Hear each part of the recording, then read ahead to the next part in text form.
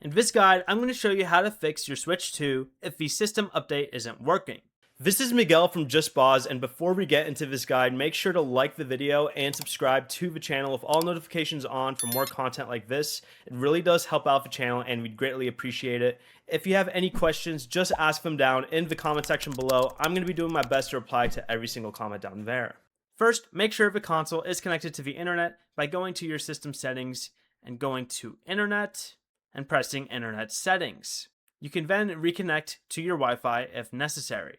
Next, restart your console by holding the power button down for at least 3 seconds until this menu here pops up. Select power options and select restart. Nintendo specifically recommends restarting if a system update won't complete.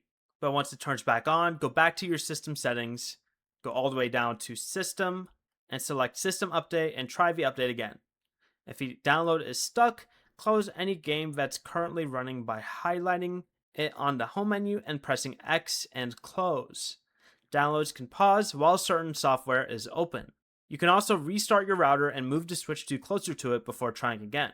Finally, if an error code appears, search that specific code through Nintendo support because some update errors require their own troubleshooting steps.